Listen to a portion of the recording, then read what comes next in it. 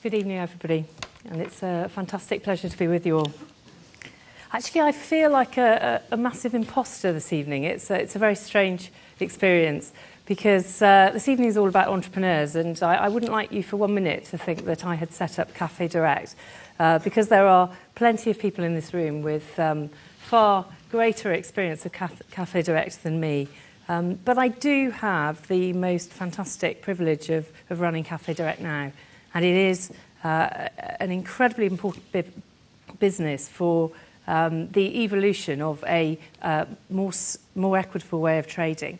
So I'd just like to give you a little bit of a sense of that tonight.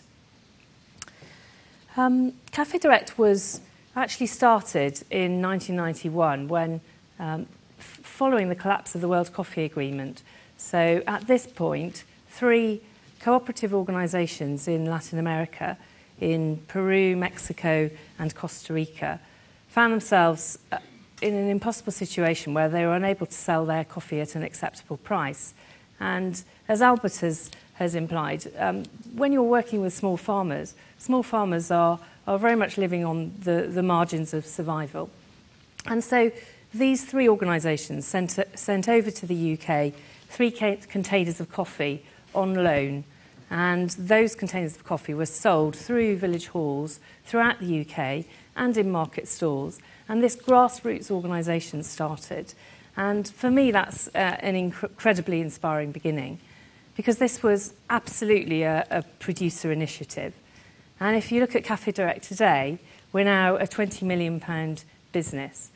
And if you look at the kind of impact that we can have in the world, then what is still really a very, very small coffee, tea and cocoa organisation is working with over 250,000 small farmers around the world.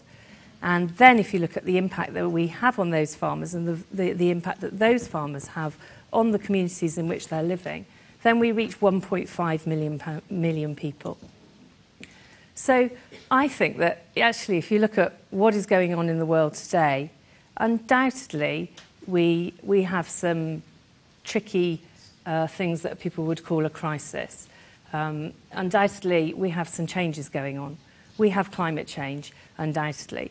But the small farmers that we've been working with at Cafedirect have actually been experiencing climate change for 10 years.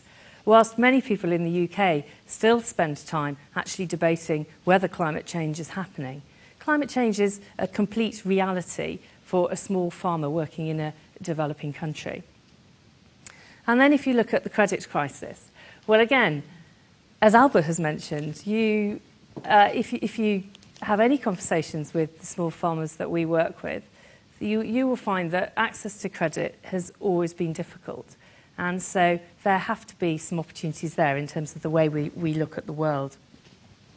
And finally, I think that there is a third critical change going on as a sort of macro trend, and that is the arrival of Obama in the US. And for me, that does provide an immense amount of hope that actually finally the leading power in the world will actually develop a far more progressive idea towards the concept of sustainability.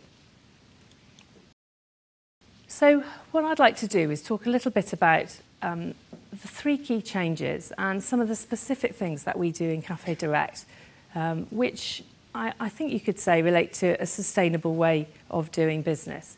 Because for us, there is no option in business apart from a sustainable one. Climate change. So small farmers have been experiencing this climate change for years.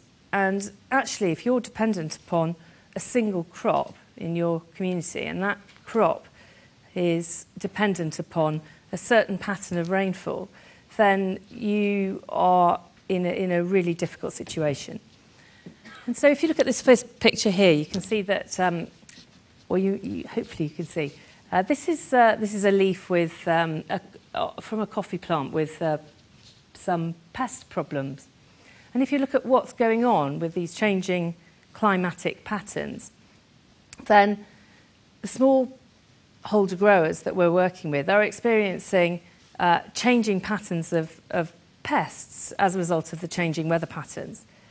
And so at Cafédirect, part of the way we invest the profits from the sales of our tea and coffee is to work with smallholder growers in understanding how to adapt to climate change, how to understand these kinds of issues, and how to actually take control and responsibility for how they move forward with that.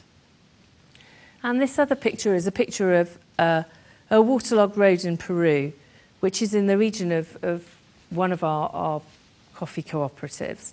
And this level of flooding, and levels of flooding far worse, landslides, disrupted weather patterns, hurricanes suddenly moving from the coast inland, those are now day-to-day life. And if you look at the way we take great pride in doing business at Cafédirect, we know the producers that we work with. We believe in partnership. We have producers who are partners in the way we do business. They sit on our board. And actually, when there is a hurricane in the Dominican Republic, we're able to redivert investment from the profits of Cafédirect into a place that really counts. The credit crunch. So I don't think I've ever heard a phrase so enormously well used. But the fact is that if we can't get credit, then you can be sure that a smallholder farmer can't get credit.